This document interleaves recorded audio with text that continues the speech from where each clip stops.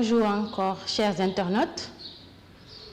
Nous sommes toujours sur cette partie, la délimitation chronologique, et nous nous intéressons toujours à l'origine géographique. La dernière fois, nous avons répondu à la question qui fait appel à cette origine géographique, où et quand la philosophie est-elle née, et ça nous a permis de savoir qui sont les premiers à avoir initié cette forme de pensée qu'on appelle la philosophie. Ces philosophes-là qui ont plusieurs appellations: philosophes de la nature, physiologues, antéplatoniciens, présocratiques. Il y en a même, n'est-ce pas, il y a certains qui proviennent d'une île qu'on appelle le Millet, on les appelle les Milésiens. Et certains proviennent, et là, le lieu où la philosophie est née, l'île où la philosophie est née, c'est en Ionie. Et c'est pourquoi aussi, parfois, il arrive qu'on les appelle les Ioniens, n'est-ce pas? Les Ioniens, bien vrai que ces présocratiques-là sont venus de plusieurs îles grecques, mais on les appelle aussi les Ioniens. Parmi eux, il y a des philosophes qui sont venus de l'île de Milet, n'est-ce pas? On les appelle aussi les Milésiens. Qu'est-ce qu'ils ont fait? Ils ont opéré une révolution qui a permis la naissance de la pensée rationnelle. Et cette pensée rationnelle-là sera le fondement de toute forme de connaissance scientifique. C'est la première connaissance objective que l'homme a tenté de faire.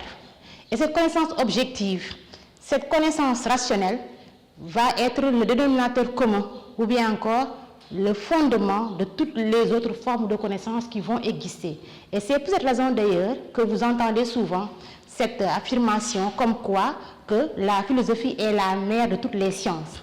C'est sur la base de cette révolution que ces présocratiques ont fait qu'on peut l'affirmer. Parce que la pensée rationnelle constitue le fondement de toute connaissance scientifique. Des connaissances telles que la physique, la chimie, n'est-ce pas, la biologie, toutes ces formes de connaissances scientifiques ont pour base l'usage de la raison, la pensée rationnelle. Et cette pensée rationnelle-là a été initiée. Cette base a été posée par les premiers philosophes. Donc, l'origine géographique donc renvoie à la Grèce antique, du 7e et du 6e siècle. Et ce n'est qu'en Grèce seulement, qu'on a pu constater ce phénomène qui permet à l'homme de faire usage de sa raison. De telle sorte que certains observateurs diront que la naissance de la philosophie en Grèce relève d'un miracle. C'est une connaissance qui est inédite, nouvelle, qu'on a pu observer qu'en Grèce, et donc certains parlent de miracle grec. Mais pour d'autres, cela ne relève d'aucun miracle. Et ceux qui refutent l'idée de ce miracle-là vont en quelque sorte remettre en cause cette origine grecque de la philosophie. Qui sont-ils? C'est ceux qui vont remettre en cause cette origine géographique de la philosophie, n'est-ce pas, vont en quelque sorte nous dire que, en réalité, beaucoup de personnes pensent que la philosophie est née en Grèce, mais en réalité, ce n'est pas ainsi. N'est-ce pas? La philosophie n'est pas née en Grèce, mais elle pourrait naître ailleurs. Et pour cet ailleurs-là, à quoi ça renvoie? Pour ces penseurs-là, ça renvoie à l'Égypte antique. L'Égypte antique. Qui sont ceux qui défendent l'idée que la philosophie serait née dans l'Égypte antique? C'est principalement les historiens.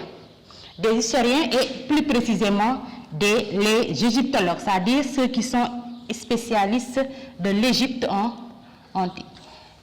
Et parmi ces penseurs-là, il y a un penseur qui nous est connu, que nous connaissons, n'est-ce pas, que nous connaissons, c'est-à-dire qui est de nationalité sénégalaise, par exemple, Cheikh Anta Diop.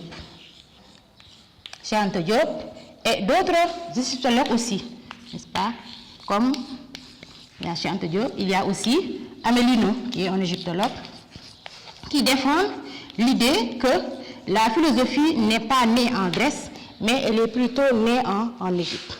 Pourquoi? Sur quelle base ils l'affirment? Sur quelle base ils l'affirment? Disent que, par exemple, dans l'Antiquité, il y avait une très grande civilisation. cette grande civilisation-là était la civilisation égyptienne.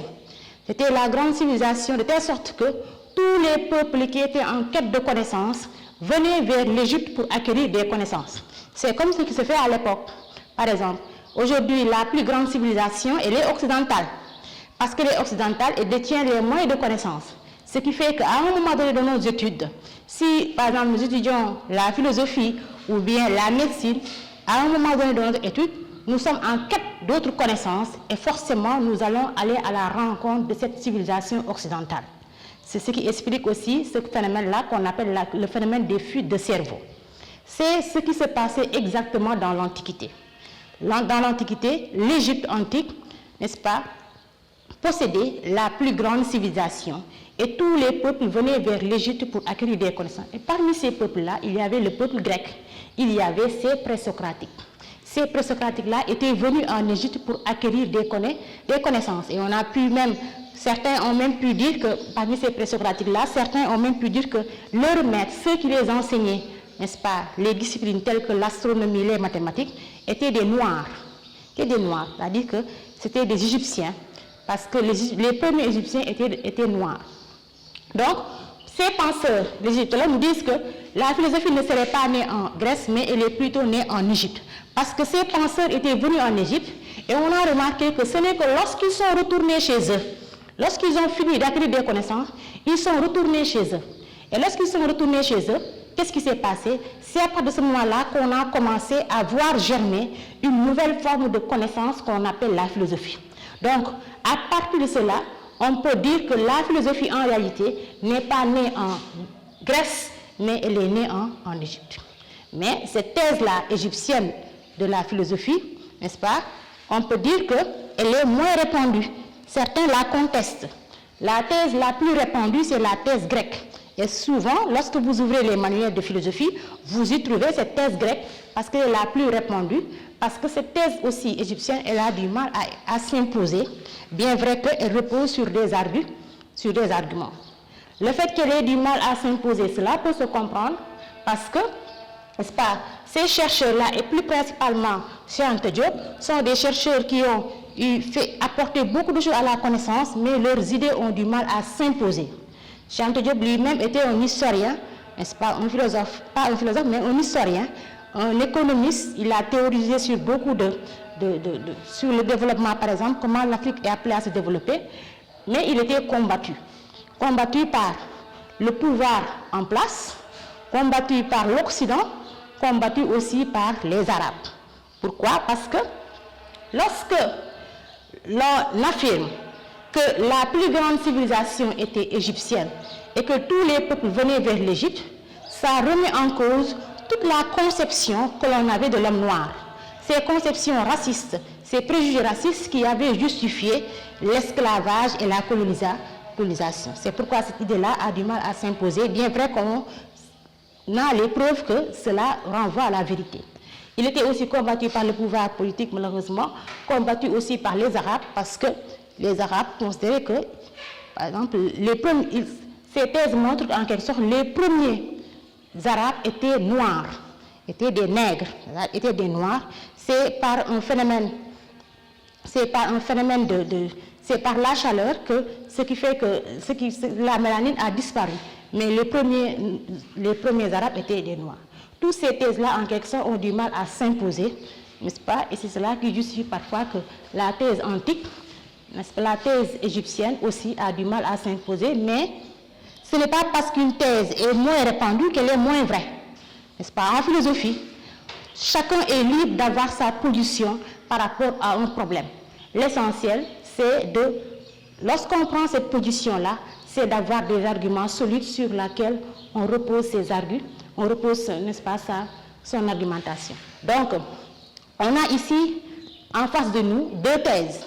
La thèse par l'origine géographique, on a la thèse grecque et la thèse égyptienne.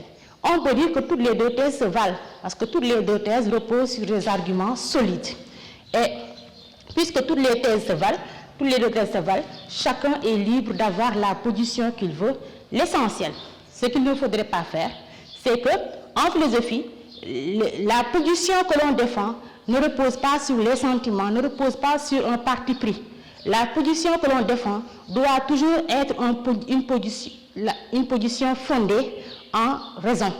Ce n'est pas parce que, par exemple, Cheikh Anta Diop est un Sénégalais qu'on doit toujours défendre la thèse égyptienne. Non. Lorsqu'on défend la thèse égyptienne, c'est parce que cela repose, selon nous, sur des arguments solides. Et c'est ça, en quelque sorte, chacun est libre de défendre la thèse qu'il veut, mais cela suppose, n'est-ce pas, une argumentation pertinente. Voilà donc, chers internautes. Maintenant, on voit que donc l'origine géographique ne nous permet pas de savoir réellement ce qu'est la philosophie.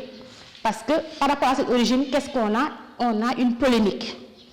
On a une polémique concernant l'origine grecque et l'origine géographique.